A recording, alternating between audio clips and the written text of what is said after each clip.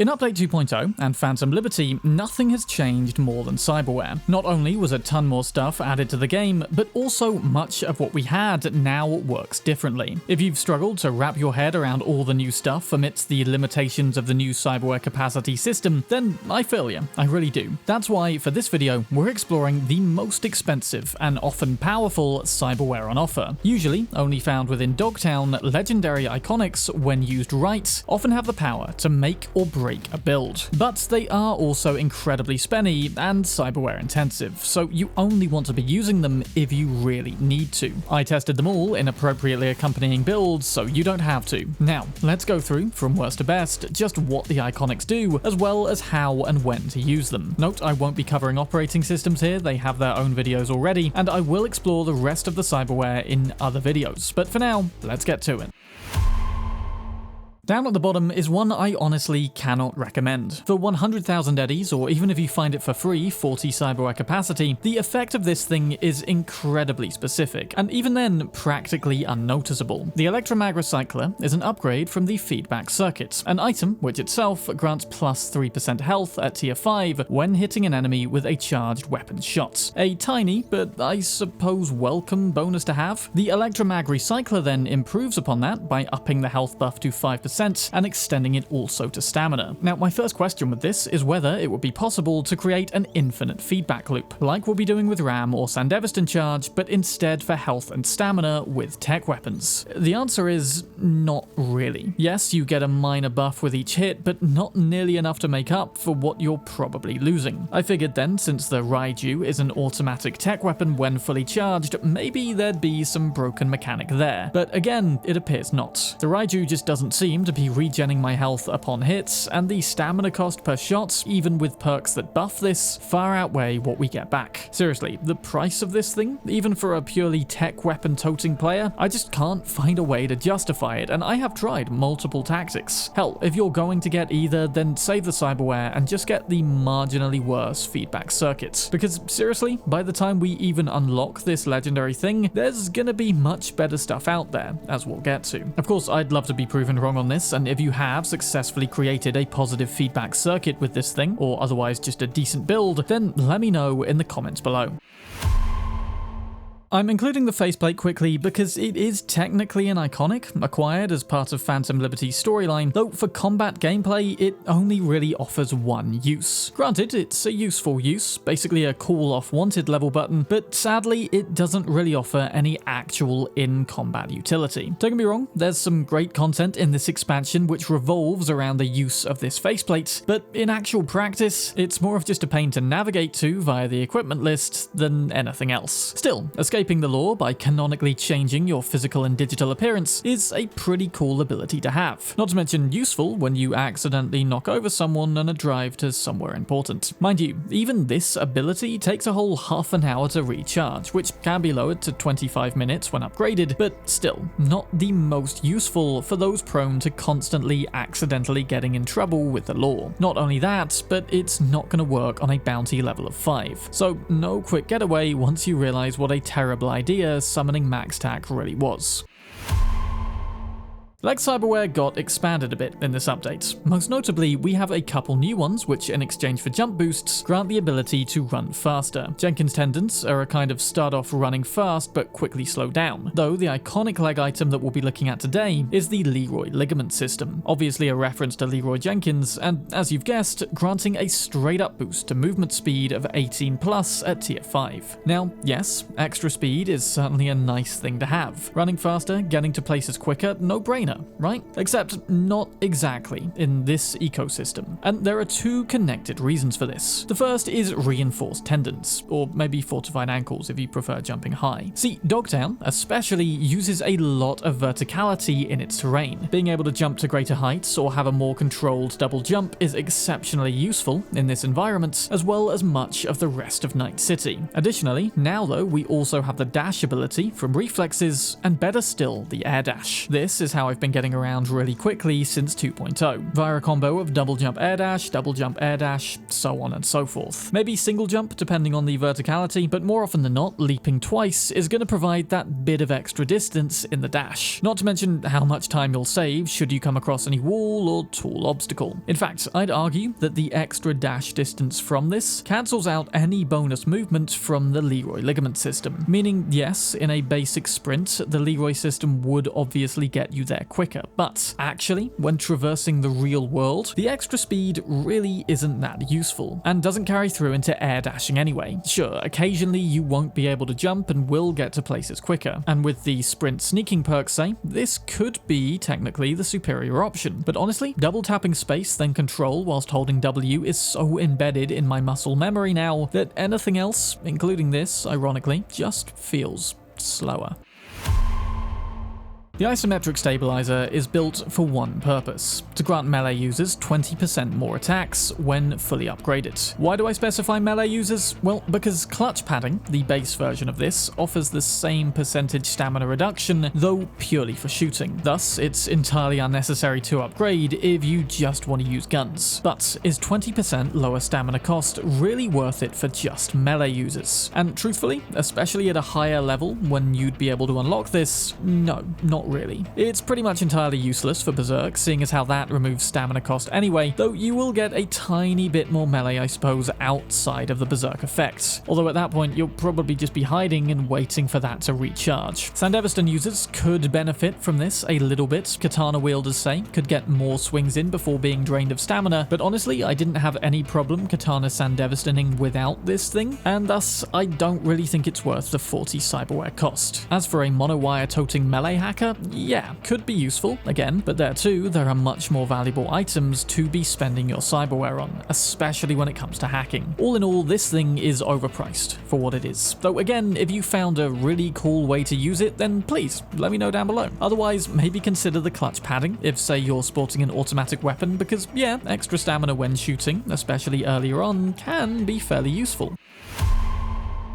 Now, with this next one, don't get me wrong, RAM Reallocator isn't a bad piece of Cyberware to use, and might still be worth picking up for the more mixed play quick hacker. However, the heavy cost of Cyberware, same as all these iconics, is less justified in this case, when we consider that its base counterpart, the Camillo RAM Manager, is just a little too similar in stats. Merely differing in their cooldown, both will instantly restore a percentage of RAM between around 20 to 25% depending on your level, once RAM falls to 20%. This obviously allows for more hacking in a shorter space of time, and being intelligence attuned, high-level int characters will be able to bring the cooldown of the RAM Reallocator to below 40 seconds. This can also benefit from the effect of the Quantum Tuner, which we're coming to, and that will mean restoring a ton of RAM earlier on in a fight when you have all these bonuses. Except, here's the thing, these are all later game items, and by the time you reach this point in the game, if you're heavily spec'd into net running enough to wonder about buying this, then you're probably well beyond the concept of basic Cyberdeck RAM, and instead are likely chaining multiple hacks across enemies in a closed feedback loop of overclock and health rejuvenation. More on that tactic further up this list. Suffice it to say though, that overclock mode and support Cyberware for that massively supersedes the small benefits which the Reallocator has to offer. Now again, please tell me if I'm missing a crazy powerful build to which this is a crucial component, but far as I can tell right now, it's mostly just a waste of Cyberware and money.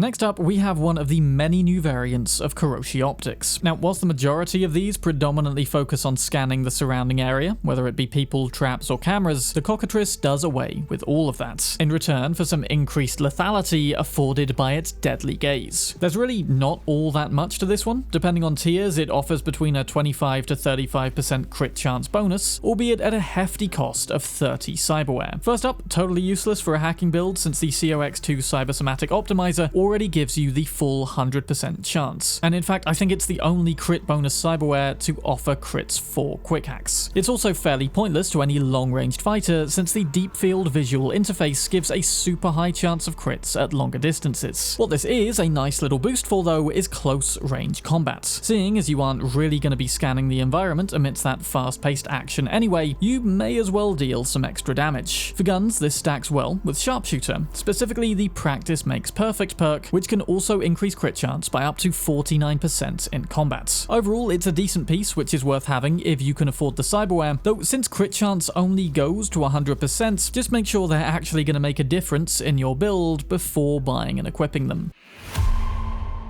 Adreno-Trigger is basically a speed boost that activates when in combat, increasing our movement speed by 30%. Useful amidst a katana-wielding build, say, for darting from target to target quickly, but not what I'd call an absolute game changer, especially if you're sporting dash and air dash as well, which are arguably faster still. Also, it's worth bearing in mind that the base counterpart Adrenaline Converter is actually better in the smaller fights, increasing speed by up to 40%. This one, however, only lasts for up to 9 seconds. Great for a few foes, but wasted thereafter in larger fights. The Adreno-Trigger, on the other hand, does last a lot longer, especially in a high reflex build, where each point grants a bonus 3-second duration. Fully upgraded with high reflexes, this can last for 2 whole minutes. And don't get me wrong, you can move through bases like a speed demon. It's just that the usefulness of that varies significantly. Given how fragile you are nowadays, many builds are going to have to opt to stay behind cover rather than rushing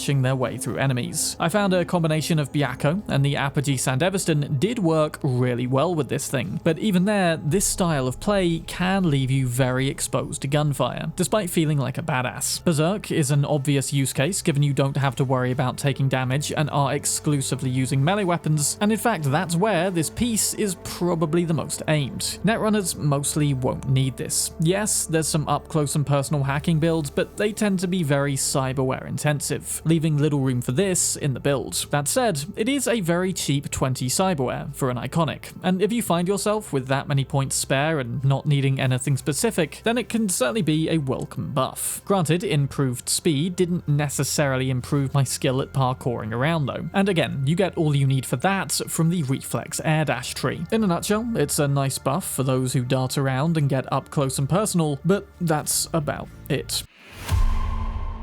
This one's pretty straightforward. The Revulsor is basically a short burst Sandevistan, which kicks in when you hit 25% health, slowing time by 60% for 4.5 seconds at tier 5 and granting a 40-second cooldown. In fact, these stats are literally identical to its base counterpart, the Reflex Tuner. Only big difference between the two then is that whilst the Reflex Tuner also slows you down, like a Korenzakov would, Revulsor does not, like a Sandevistan. This difference though costs 27 extra Cyberware points. Worth it for about 67k? Maybe, but probably not. Anyone already running with a Falcon or Apogee really does not need this. You already have almost unlimited access to the same effects. It's probably best used by Berserkers to escape combat once Berserk wears off. And in fact, using these two in tandem is probably the closest you can get without mods to feeling like you have both at the same time. And trust me, invulnerable rage mixed with superhuman speed is a very nice combo. Ditto with any netrunners finding themselves too much in the heat of things. Though in that case, on very hard mode especially, which I've taken to calling Elden Punk, it's very often the case that you'll lose health so quickly as to plummet right past 25% all the way to immediate death, and thus not get the chance to use this thing. Plus, as I've said already, and as we're coming to, powerful netrunners already require a fair amount of other expensive Cyberware, so probably don't have room for this. All in all though, a really decent item, but as with many, only really viable in a more specific kind of playstyle.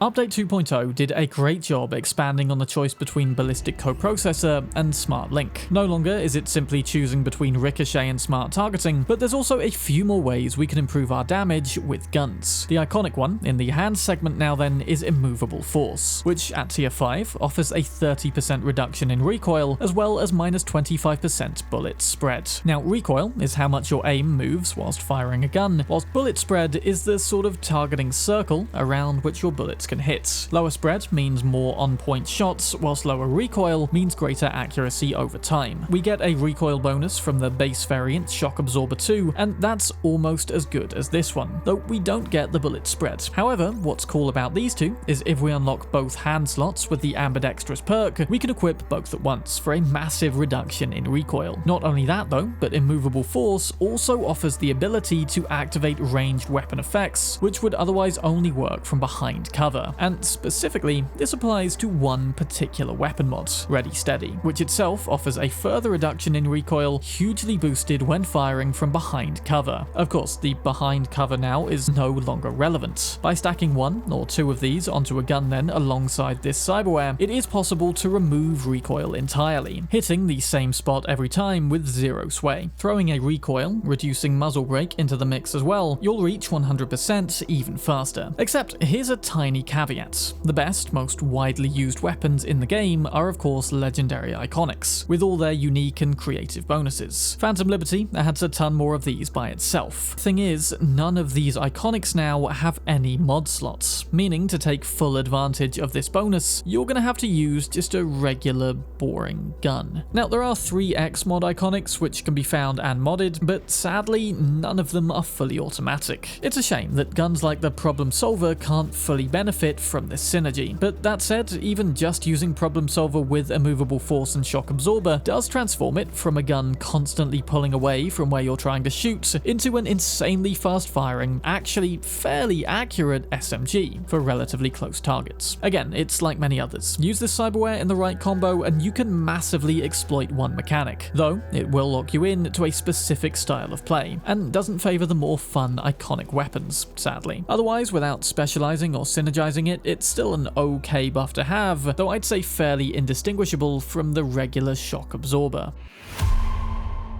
Rara Avis, as the name would suggest, really is an extraordinary thing, serving as the gatekeeper item of sorts to fully filling this insane 1500 armor bar. That said, it's only really worth picking up in builds which are going extremely heavily into that armor stat. Otherwise, it's actually worse than its base counterpart, the Parabellum. You see, Rara Avis offers a massive 35% boost to your overall armor stats, 40% if upgraded, which, as you can imagine, at 1000 armor, is going to take it up to a crazy 1400, though at 200 say, you're only going to bleed an extra 80 armor from this thing. Conversely, the Parabellum, whilst only offering a 12% armor boost at tier 5, will grant an additional 90 base armor on top of that. And as you can see, at the lower armor ratings, Parabellum is actually better, and even once we get into the 500s, the improvement is still so minute as to really not make it worth it for an extra 32 cyberware and insane 130k eddies. But if you really, and I mean really just focus all of your cyberware points into that which offers the best armor stats, then yes, this thing really becomes necessary and central to that kind of unbreakable tank type of build. So with the combo of this, Epimorphic Skeleton, Universal Booster, Pain Ducer, Cellular Adapter, Chitin and Fortified Ankles, I was able to take my armor rating over 1400, but with some more upgrading of various parts, you could definitely get it to 15. This all was with about 2/3 of the total cyberware capacity. However, testing this build on very hard, I was surprised by just how delicate I still felt. And whereas in the old game it was possible to stroll around with cold blood and just not die, I still found myself having to run for cover very often. And in fact, the saving grace to this wasn't really armor at all, it was my Sandevistan, which gave me time to do just that. Sure, I can stand out in the open now for about 5 seconds instead of 2 before dying, but honestly, you can't just go full armor in this game to become unbreakable, at least not on harder difficulties. That said, being actually able to move through combat blasting everyone with shotguns or a torn off HMG was actually possible with this build, which is a really fun way to play, and speccing into healing items from tech, health regen from body, and possibly shotguns in my case is a viable build. But you know what they say, the best defense is a good offense. And yeah, whilst this offers a lot of defense, you are potentially better off going with cyberware that's going to help you deal higher damage. Sure, you'll be a bit more delicate in combat, but if you're taking out enemies quicker, then that doesn't matter as much. Honestly, I think this hefty armor build might actually be a good one to use with the Chrome Compressor, which I'll explore more in another video. But yeah, I'd say don't buy the Rara Avis unless you're at, say, over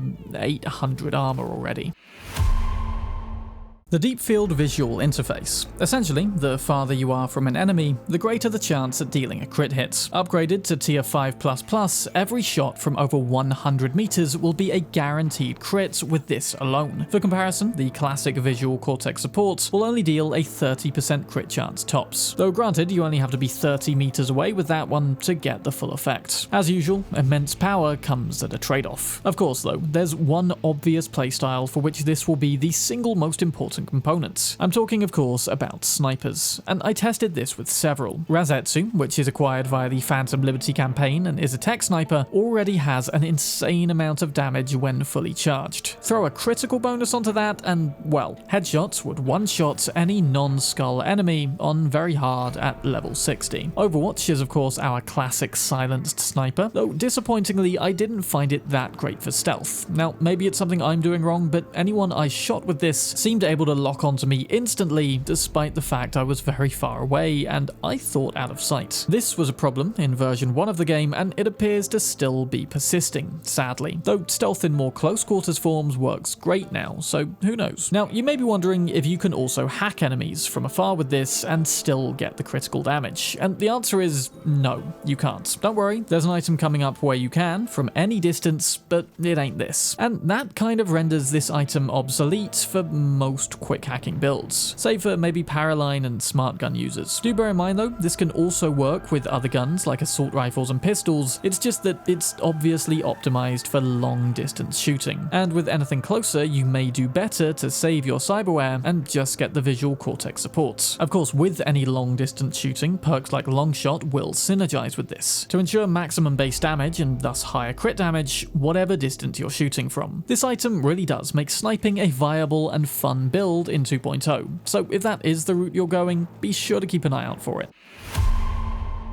This next one is pretty special, at least in terms of the lore surrounding it. The Quantum Tuner is acquired via just one of the Phantom Liberty endings, that being the King of Wands. A few days after which, we'll receive an anonymous text telling us to return to Somi's special place, the sofa overlooking Dogtown. Tucked beside it, we'll then find a hermetically sealed container with this piece of cyberware. Do bear in mind that picking this path for Phantom Liberty will lock you out of some arguably much better gear though, the Ariba submachine gun or Militech Kanto cyberdeck. Both more interesting things to get hold of in my opinion. Not that the tuner is bad, it just doesn't offer an amazing benefits when we inspect it more closely. See, what the tuner does is essentially offer an immediate second use of another piece of cyberware, be it Berserk, Sandevistan, or an overclocked cyberdeck. The second that gets drained, Quantum Tuner will rejuvenate the cooldown up to 40 seconds maximum, which is well beyond the best ones anyway. Additionally, it provides the passive effect of reducing all cyberware cooldown time by 12%, or 15 if upgraded. Certainly useful, but not an absolute game changer. Sure, in a medium-sized fight, an immediate second use might be exactly what you need to carry you through, but after the Quantum Tuner is used, it won't regenerate until you exit combat again, i.e. providing one extra use of your OS in a fight. Now compare that to the Axolotl, which restores a portion of cooldown for every enemy killed, and that one quickly becomes a lot more valuable, since there's no cap on how useful it can be. Is the Quantum Tuner still good to have? Yeah, it's alright, but I gotta say that using the Apogee without it and just having the Axolotl, I really didn't feel like I was missing out on much. Best case scenario I can think of for the Quantum Tuner is alongside Berserk, given that that one's the most likely to cool down when you're in the thick of a fight, and an immediate reactivation could be hella useful. Equally, the extension to overclock mode wouldn't go amiss, but there's better ways to achieve that, as we'll come to. Overall, for 45 cyberware, I'd say probably only equip this one if you just have that extra lying around and don't know what to do with it. Or maybe you're on a streak of medium-sized fights and just really need that extra use to get it over quickly. Though if you're struggling to choose a Phantom Liberty ending and are maybe thinking of deciding based on what items you get, then do not choose King of Wands just on account of this. Go get a Rebus instead. Peripheral Inverse is a must, I think, for both shotgun users and anyone sporting any form of melee weapon. What this one does is reduce all incoming damage less than 3 meters away by 40% at tier 5. This then tapers off, and any damage from 6 meters away or more does not receive any reduction. This costs 32 cyberware, and is well worth it in my opinion. Though for comparison, the Proxy Shield, which does the exact same thing, just only with 20% damage reduction, costs a mere 8 cyberware. Now, like I say, and imagine it's the same with the majority of these, this benefit is entirely situational and befitting to a specific kind of build. Wasted on a sniper or any mid-range gunner, and probably wasted on a netrunner, unless you're somehow surviving in the middle of the action with a monowire, say. Though mostly, I'm going to pin this as useful for sword-wielding ninjas, or perhaps hammer-swinging tanks. Bear in mind, of course, though, that even if you like to get up close to enemies, it's still likely, even in the larger combat scenarios, that you'll also still be getting hit from afar. So this isn't a total solution to damage reduction, but it certainly does help. And hey, get close enough to some enemies, and their allies might even end up hitting them instead of you, whilst all the while you're taking 40% less damage, and maybe even healing up super quickly by combining this with Chitin. Super powerful this one, but only in close quarters.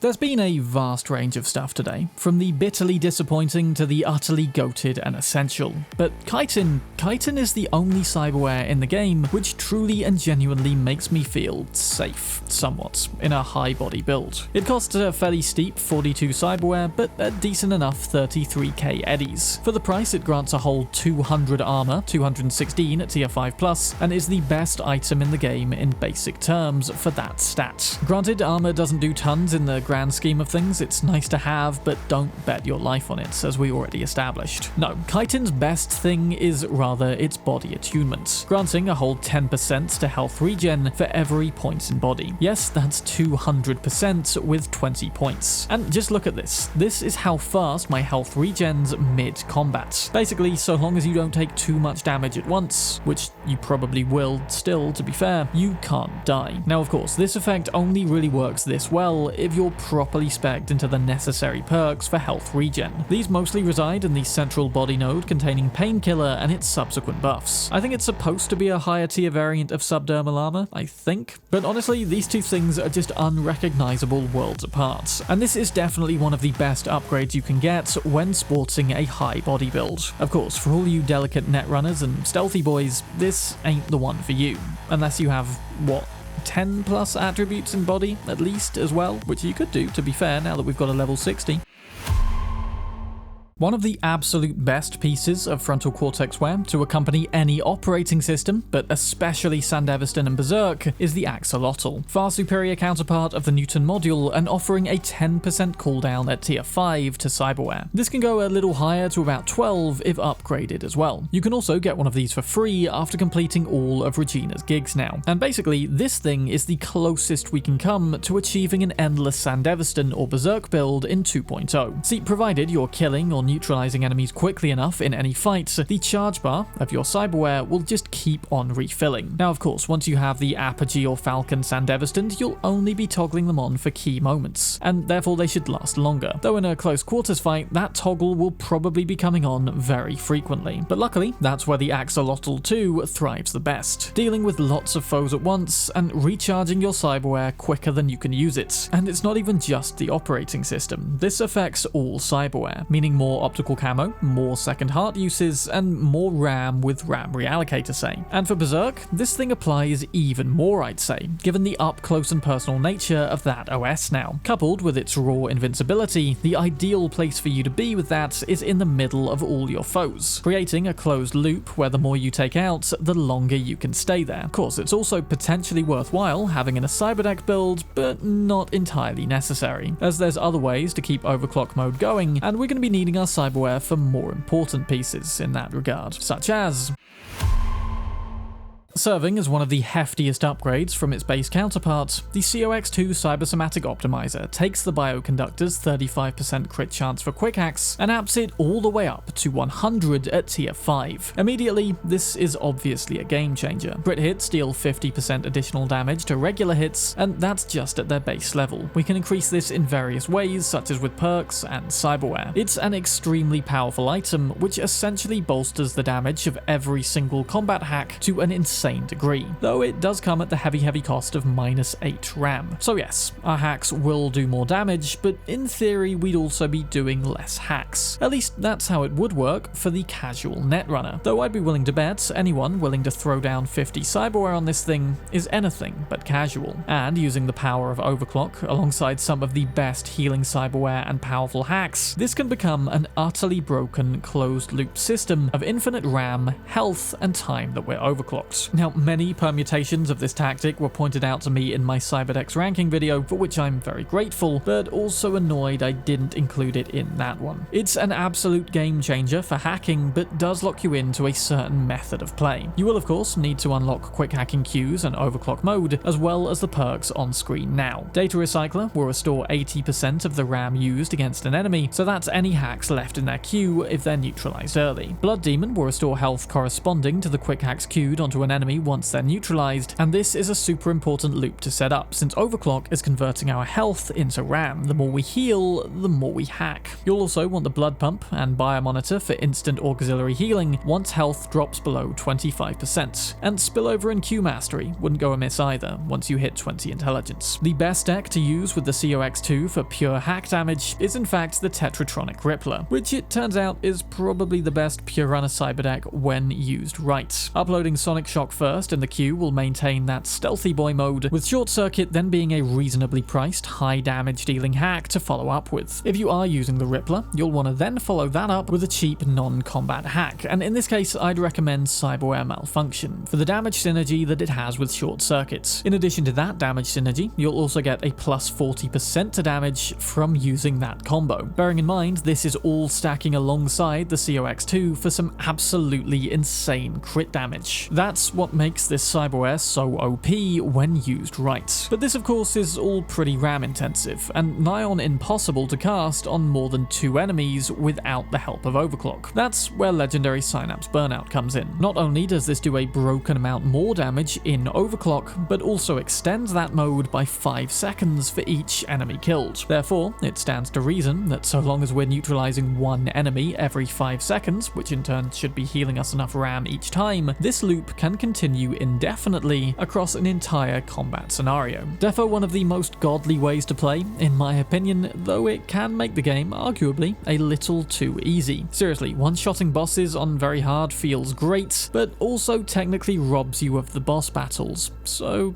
you know. Either way though, the COX2 is clearly a crucial part to one of the most powerful pure runner builds in the game, and absolutely deserves its place on this list, along with the 50 Cyberware cost. Of course, for anyone not hacking, it's, well, useless, which would make Axolotl the clear winner in that case. So let's call it a toss-up, a draw, a tie, depending on your style of play. But basically I decided these two were the winners because when trying their respective builds without them, they're the 2 items that I really missed having, and thus are the winners. Comment below though your favourite piece of legendary Cyberware and why, and I will of course cover the rest in various videos at some point. But figured I'd tackle all of these together since they are the most costly and need to be the most carefully chosen. So hopefully this video helped you in deciding that. As always, massive shout out to the patrons for supporting the channel and keeping these videos free of annoying, irrelevant sponsors. And of course, thank you for watching. I'm Bram, and I'll see you soon in another video.